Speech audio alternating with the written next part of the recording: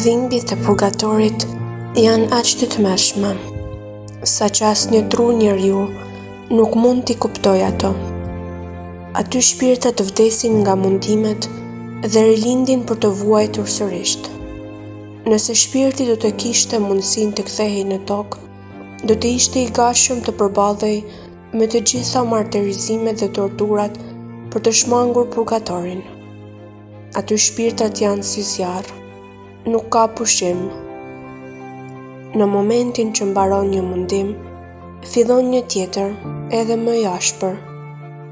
Çka janë vuajtjet e martirëve në krahasim me ato të purgatorit? Asgjë.